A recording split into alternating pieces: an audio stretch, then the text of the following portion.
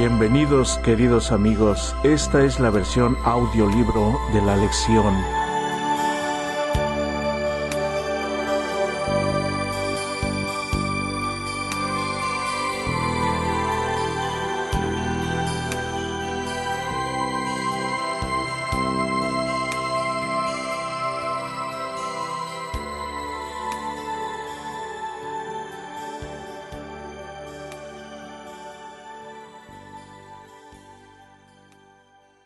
Título de la lección: Tiempo de dificultades.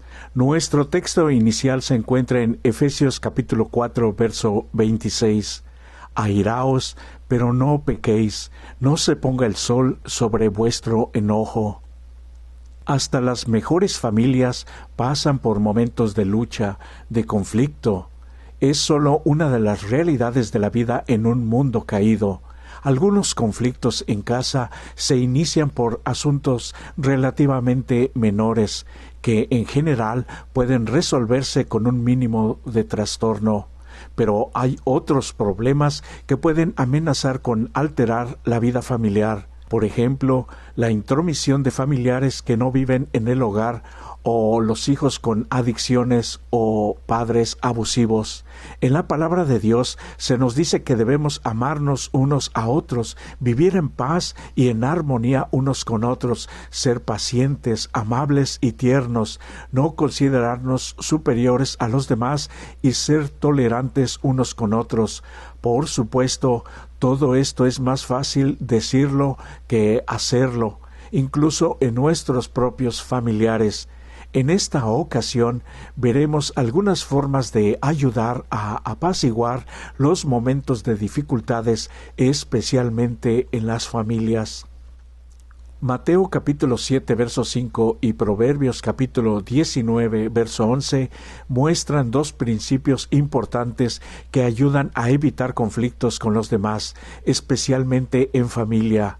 Proverbios capítulo 17, verso 14 dice: iniciar una pelea es romper una represa, vale más retirarse que comenzarla. Un conflicto puede volverse increíblemente difícil de resolver. Según Romanos capítulo 14, verso 19, podemos prevenir conflictos siguiendo dos cosas: todo lo que conduzca a la paz y a la mutua edificación. Si no ayuda a esto, evitémoslo. A veces, cuando admites tu responsabilidad en un conflicto, puedes lograr que la otra parte se suavice. Da un paso hacia atrás y considera si incluso es una batalla que realmente merezca la pena librarse. Proverbios dice: la cordura del hombre detiene su furor, y su honra es pasar por alto la ofensa. Piensa qué trascendencia tendrá esto en tu futuro, en esta única vida que tienes. Muchos matrimonios, por ejemplo, han tenido dificultades por cuestiones que eran tan triviales al principio.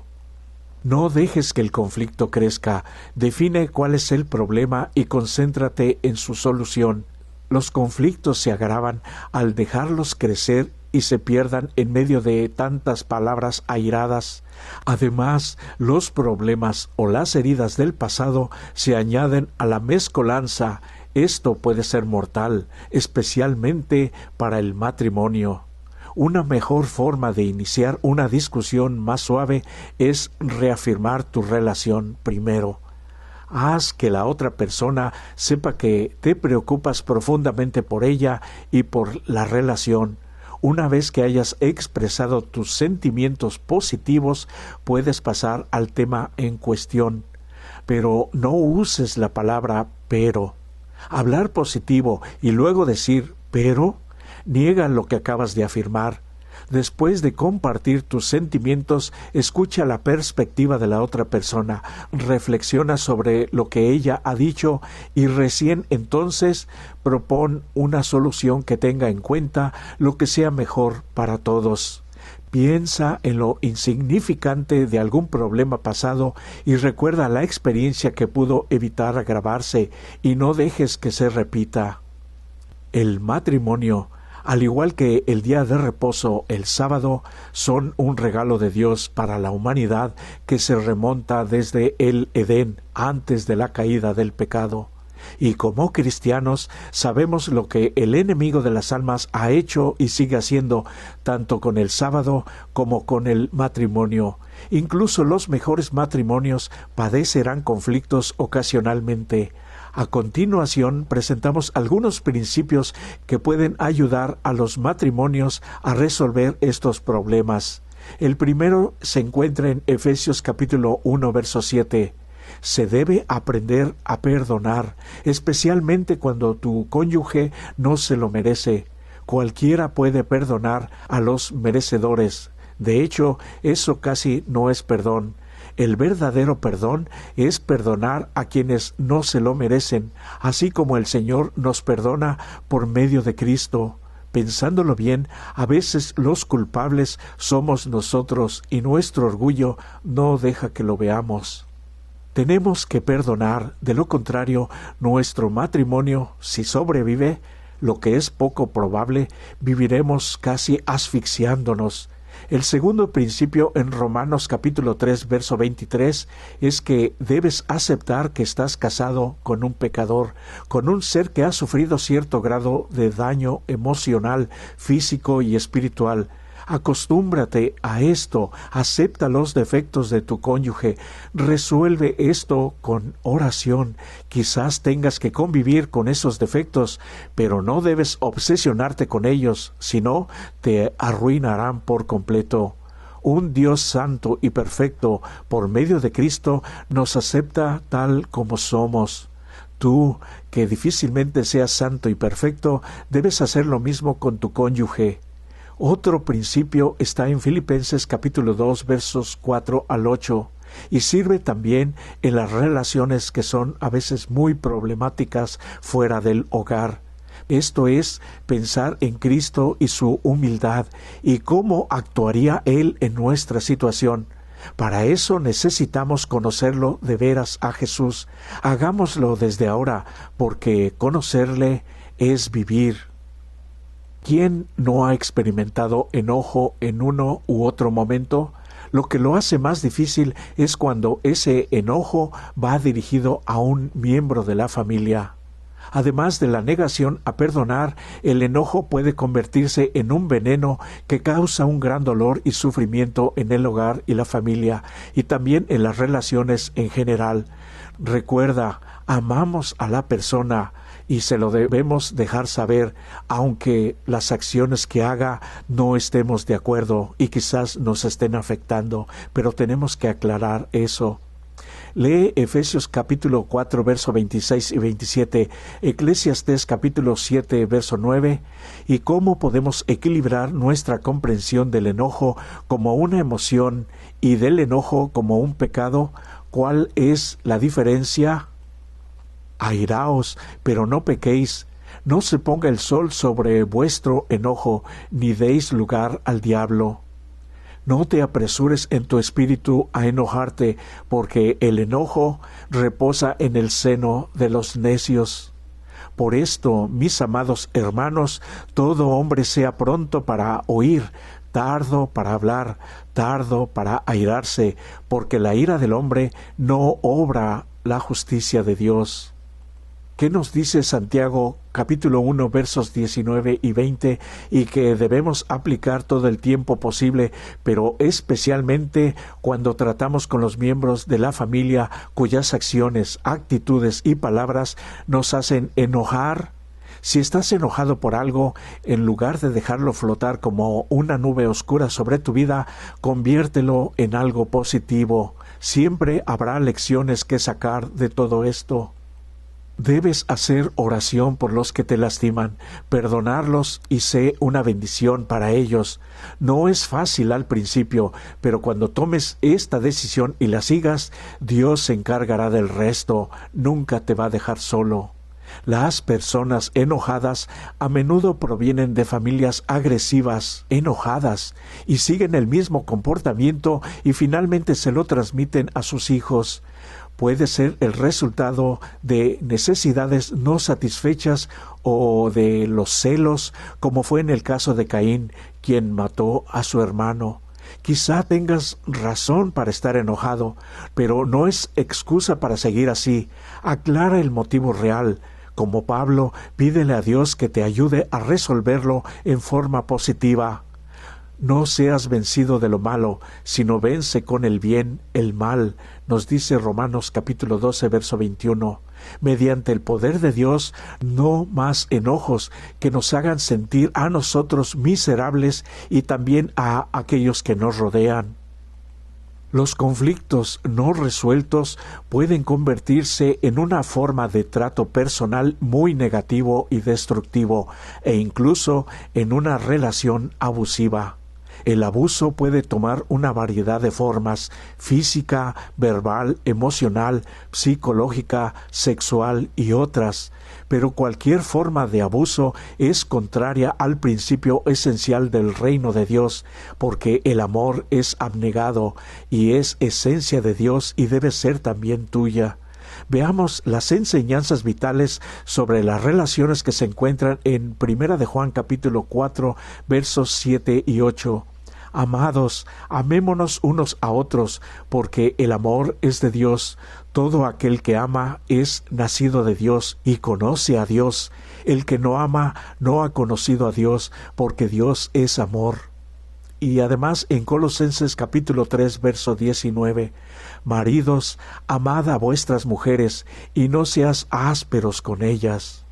La palabra ásperos en el idioma griego original se refiere a estar enojado o amargado con el cónyuge, y esto causa un dolor continuo, hostilidad intensa y expresiones de odio, y en ese ambiente casi no se puede respirar. Pablo tiene muy en claro que un cónyuge no debe ser hostil ni violento.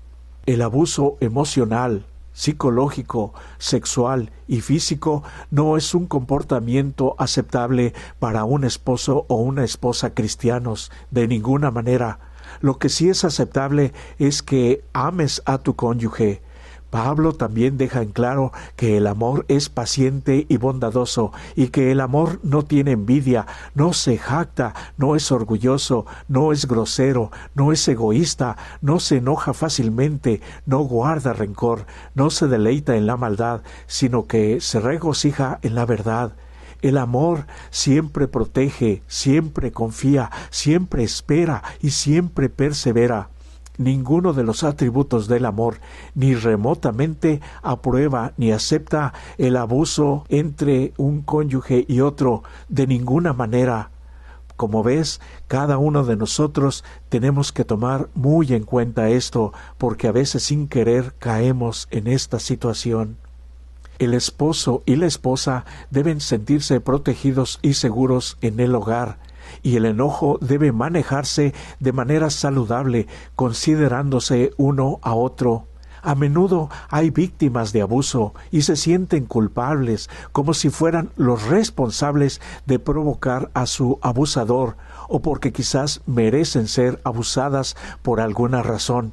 Los abusadores pueden llegar a ser muy controladores, dominantes y hábiles para hacer que sus víctimas se sientan responsables.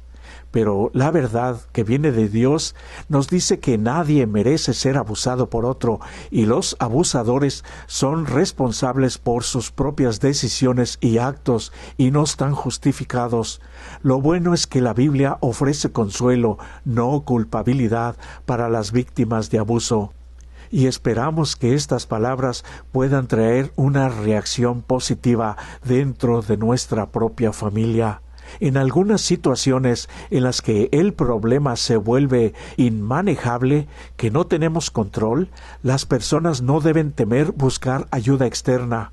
Es lamentable que en algunas culturas y familias e incluso en la iglesia se toleren el abuso hacia las mujeres o incluso hacia los hombres. ¡Qué curioso! Nadie tiene ese malvado derecho, y sepa que Dios a su tiempo lo traerá a juicio, tarde o temprano. Así que todas las cosas que queráis que los hombres hagan con vosotros, así también haced vosotros con ellos, porque esto es la ley y los profetas. Aplique este principio en su vida, dentro y fuera de la familia, y decida con fe cómo puede lograrlo. En Hebreos leemos: seguid la paz con todos y la santidad, sin la cual nadie verá al Señor. Hebreos capítulo 12, verso 14. Incluso aunque hayamos tomado todas las medidas necesarias, algunos en nuestra familia o en la iglesia que nos han hecho daño no escucharán ni se disculparán ni van a cambiar. Pero por nuestro propio beneficio espiritual y salud física, tomemos el camino del perdón ya mencionado, especialmente cuando se trata de un miembro de la familia. El perdón es esencial en la resolución de conflictos, especialmente en la familia y, ¿por qué no?, también en la iglesia. Cuando alguien peca contra nosotros, el enemigo de Dios levanta muros entre las personas, un obstáculo que nos impide amar a esa persona como Cristo nos amó. El perdón es una decisión que tomamos para evitar ese muro. No somos perdonados porque perdonamos, sino por cómo perdonamos. El fundamento de todo perdón se encuentra en el amor inmerecido de Dios, pero por nuestra actitud hacia los demás mostramos realmente si hemos hecho nuestro ese maravilloso amor. Por tanto, Cristo dice: con el juicio con que ustedes juzgan serán juzgados, y con la medida que miden serán medidos. Quizás hay personas muy rencorosas que quieren vivir siempre en conflictos, pero si somos nosotros los culpables, por nosotros que no quede. Y tratemos de restaurar la relación rota con la otra persona, lo que implica acercarnos a ella y decirle que lamentamos lo que hemos hecho y pedirle perdón. Esto es lo que dijo Jesús: por tanto, si traes tu ofrenda al altar y allí te acuerdas que tu hermano tiene algo contra ti, deja allí tu ofrenda delante del altar y anda, reconcíliate primero con tu hermano, y entonces ven y presenta tu ofrenda. Es agradable cuando alguien que nos ha lastimado se disculpa y pide perdón. Del mismo modo, es bueno cuando brindamos a otros el mismo tipo de consideración y atención. El hecho de pensar en nuestro Señor Jesús y todo lo que fue necesario para ser perdonado y salvo debe ayudarnos a perdonar a los demás. En un conflicto familiar no se desespere y deje primero que la otra persona hable, que se desahogue. Muéstrele madurez en su comportamiento. Interrumpirle es como echar fuego a la leña. Después usted hablará y el otro estará más calmado. Muchas veces los padres no están unidos en el gobierno y disciplina de la familia. Muchos papás no conocen bien a sus hijos y son también muy severos o también muy débiles.